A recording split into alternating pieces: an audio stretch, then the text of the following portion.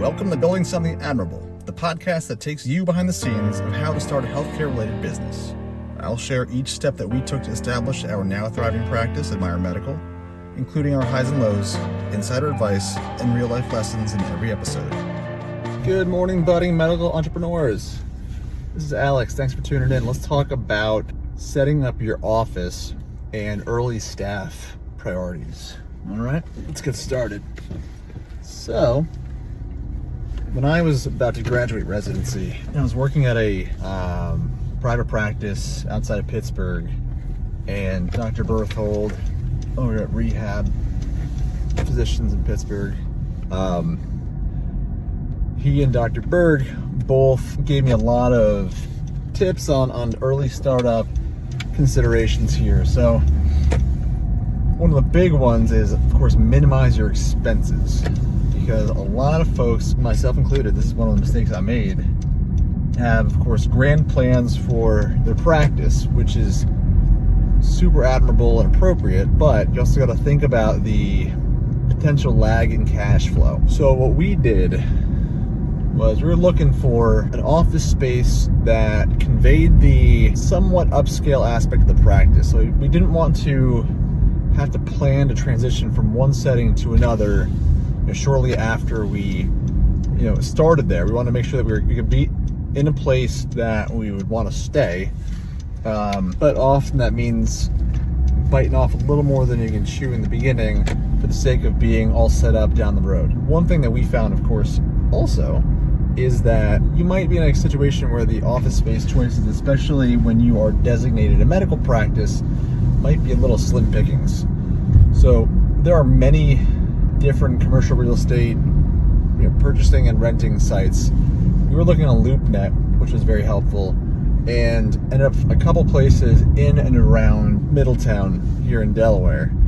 So some issues we encountered a few times, big one being either too much or too little space, or need a lot of renovations, or in some cases they're like gray shell conditioning. It's just beams and an open space, and you have to get a contractor to put up all the walls and everything. And then from there, some might have been a good space, but not an ideal area. So these are all the decision-making points you want to be focusing on here. We went through three places before, three places including where we ended up. The first one was a spot in town also, but not in the middle of everything. And it was that gray shell condition. So we tried to negotiate the price down to a reasonable price per square foot that would also factor in that we're not gonna be able to use it for 6 months, a year, whatever it would take to get permitting and everything in place. And then make sure that it was designed to what we wanted. So that was gonna be the benefit, was that when we eventually moved in there, it would have been really nice looking, of course, and uniquely done up to reflect what we wanted to convey at Meyer. Walking in knowing that this wasn't going to be a 8-minute visit, rush you in, rush you out. We want to make sure it was very comfortable, well decorated, all that stuff. So that had the appeal with this gray shell spot. The problems ended up being, one, the landlord was not willing to deal on cost per square foot, even though this place had been unrented for years and needed, obviously, a ton of renovations.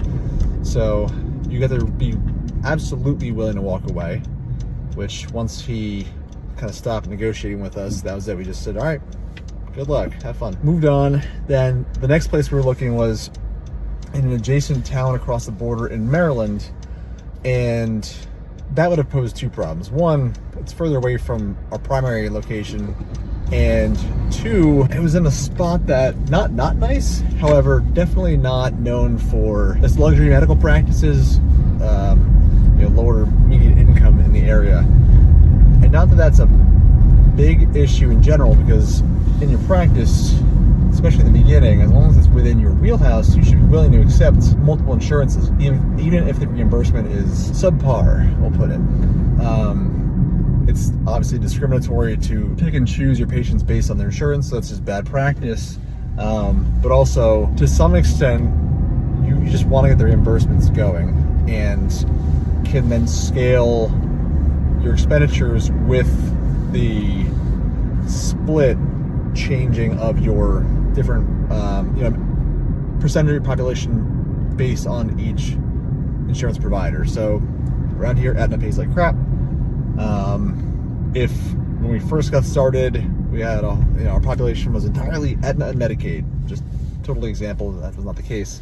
You can absolutely make do with a practice like that. It just means that you need to make sure that your expenditures are reflecting this, and you don't want to, again, take on a bunch of debt just to end up getting reimbursed essentially $100 an hour, which is totally inadequate by itself to support a practice. In our case, he ended up finally finding a space that was far larger than we needed, 3,400 square feet. You should be looking around at most like 1,000 to start if it's just you. 3,400 square feet, but above a primary care practice in a kind of general medical building. So there's a physical therapy spot downstairs, there's a chiropractor's office downstairs, there's a cardiologist across the hall. So individuals are familiar with going there for medical care, and so it becomes very easy to tell other people where you are. And also they may see you while going to a different doctor and say, hey, what's this guy do? And then you might get walk-ins that way, but there's a lot of space. So very early we tried to find subletters who would split the space with us, and had a few issues where, in one case we were going to get a esthetician who wanted to do some medical grade peels, and we would be essentially the supervising physician for her service, and she'd pay rent on top of that, some sort of fee for the quote-unquote cost of supervision there. And that would have been one opportunity. Unfortunately, that kind of fell apart after she didn't feel comfortable taking the initial leap and signing the sublease, and that was fine. We're on very good terms after that.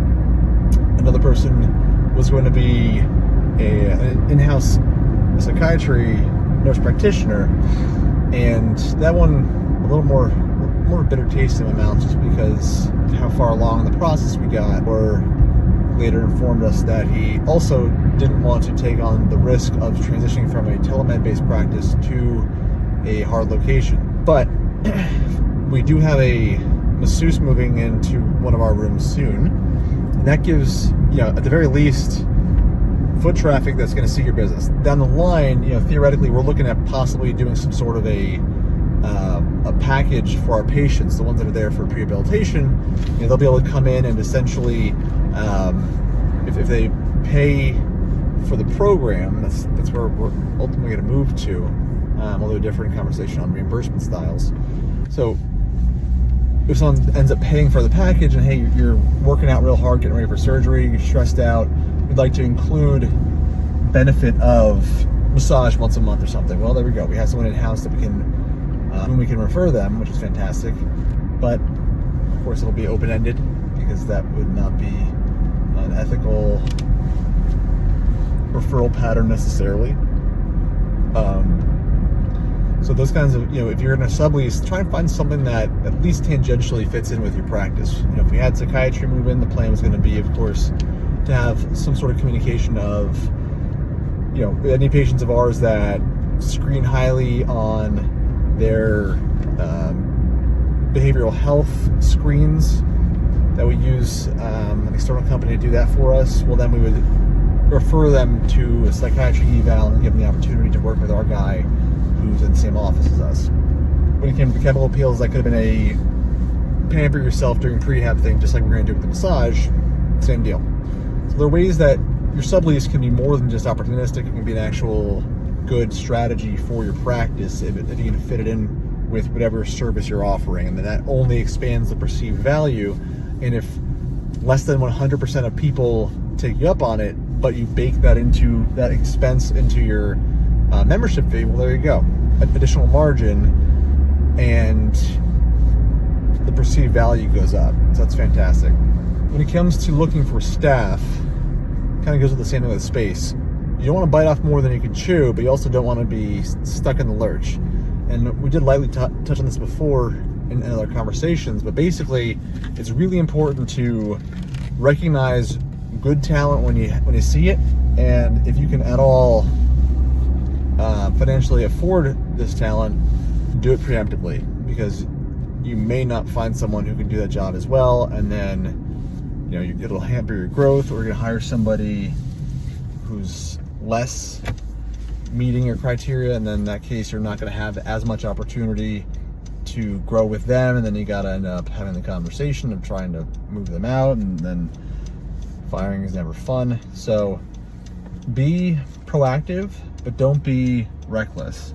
So my new perspective in hiring, first thing we hired, of course, was a practice manager, number one, because you need someone who's going to be your right hand person, that's going to be paying the bills and working with outside vendors, and then helping you hire the next staff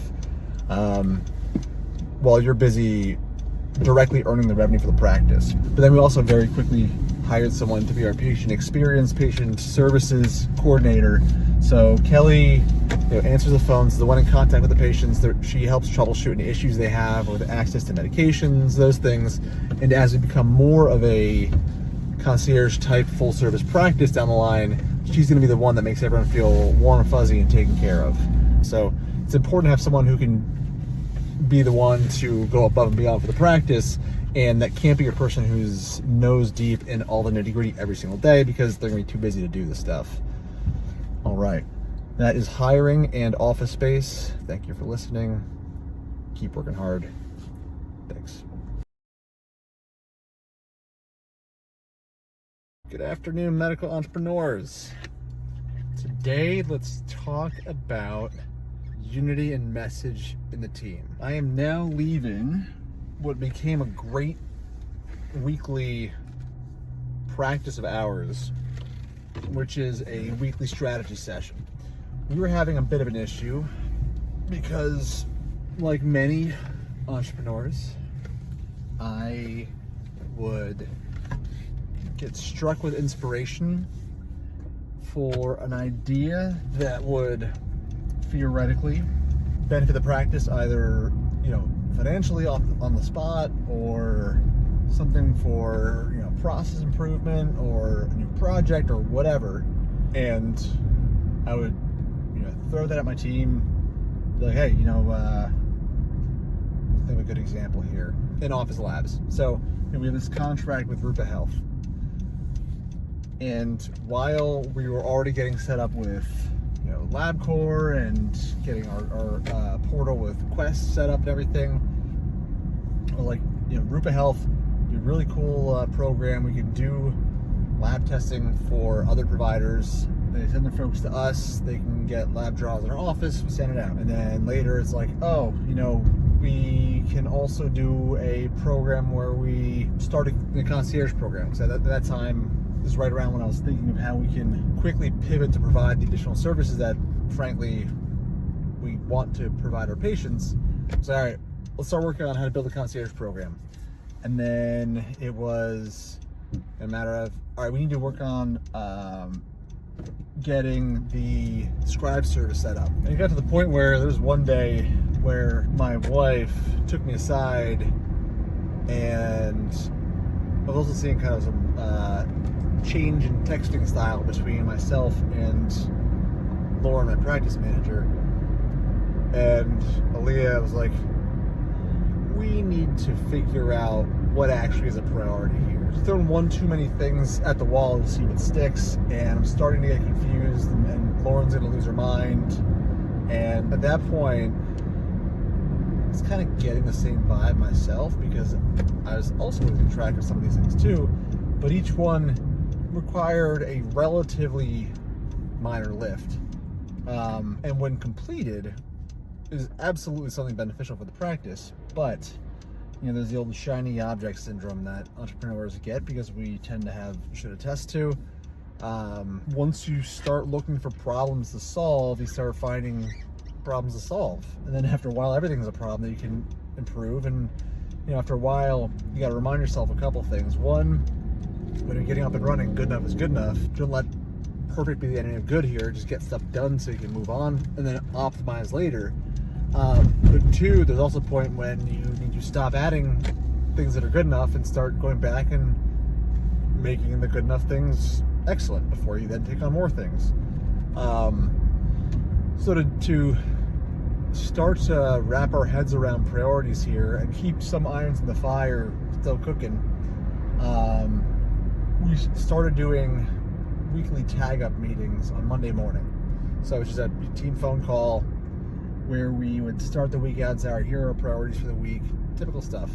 But then it was good because it helped us figure out our priorities, but it wasn't that, big, exciting, inspirational push that sometimes you need. When you're in the grind and stuff, even when you're succeeding or making progress, even, you don't have to be going as far as succeeding, but you kind of get to the point where you just feel like everything you're doing is just moving things 75% of the way, and then you're starting over and nothing actually gets completed. You need to be able to look at the bigger picture and see the ambitious goals that you're setting. And so I was reading the Elon Musk biography from Walter Isaacson, and he was talking about how, I think for them it's Wednesdays at Tesla, they would do these meetings where you kind of talk about really far off projects and goals here. So in the case of Tesla, it was, they would have these meetings and talk about, all right, what are the spacesuits we're going to use for Mars, and how are we going to design those, and things that are, good to know, but really it's more about fun to talk about and kind of lights a fire under the grind of the now stuff, the things you have to do but aren't very exciting. But when you see kind of the end game of it all, it really becomes more exciting after a while. So that already seemed like the direction that was worth going into, and we then needed to figure out, all right, well, kind of how's this going to work? And at first we were doing our Monday tag ups still, and then a Wednesday or Thursday, basically whatever day we weren't on call, we would block off one afternoon from seeing patients, and this way we had the schedule wide open. Angela and I would make sure that we saw all of our patients nice and early to then sign our notes and everything. And then we'd go over to the office and just hammer it out for like 2 hours talking strategy.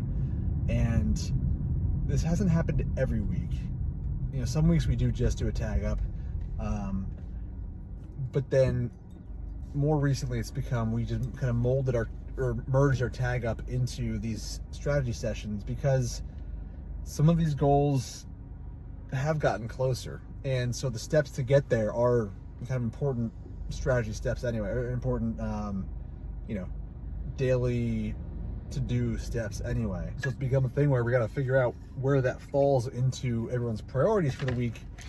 Right now we just finished our strategy session, and everything recently has been focused on, here are all these projects that we've been planning that can dramatically increase our operating margin and allow us to see fewer patients for more time and provide greater services, because we have less pressure to, the old primary care model. We have less pressure to turn them and burn them and just go for volume as a means of staying afloat. Instead, do the opposite model where we truly provide them value-based pricing, essentially. So individuals are going to be getting all these services. How much is that going to be worth to them?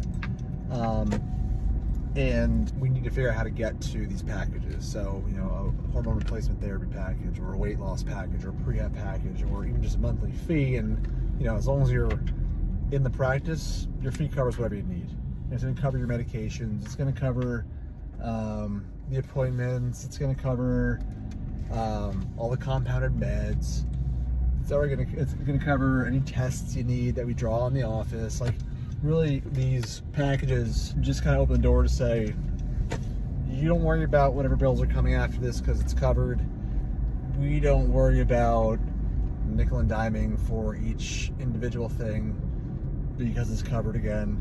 So that was what today's session was about, is figuring out, okay, how can we get to the point where we are able to launch these. So the next step of this is gauging interest, because we have a bunch of ideas that would fall into these areas and need to find a priority here. So instead of doing a formal pre-sale, we're just going to do some sort of a list building, and we're going to include ads for these on, whether it be Facebook or other socials, or in our podcasts, or before other people's podcasts. Find the best bang for our buck and drop an ad there, and then do a couple runs of each until we find each tranche of programs or each tranche of pre-sale.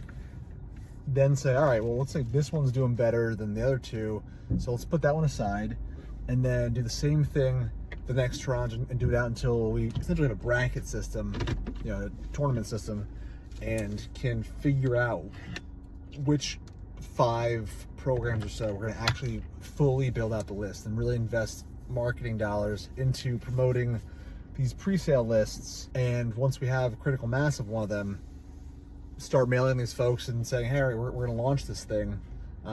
Because you were on our list, we're going to give you a discount for participating. Thank you for providing some important insights. So today's plan was all about how to figure out how to do that, and how to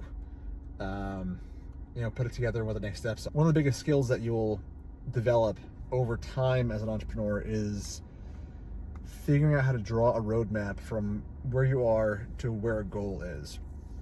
And of course, that's something you develop as when you're practicing medicine too, but being able to eventually set up a far off goal and say, to get there, I got to hit this, and this milestone. And then as you do that enough times, you eventually can do it for anything. And by having these weekly strategy sessions, it becomes something we look forward to, honestly, because it's all of us getting together and talking about our bigger vision for the practice and how cool it's going to be when we can do X, Y, and Z, and all that kind of stuff. So that was today's session, and it was a fun one. Anyway, thank you for listening. I wish you the best of luck, and talk to you next time. Thank you. Stay tuned for more insider advice on building something admirable. Don't forget to like, share, and subscribe below.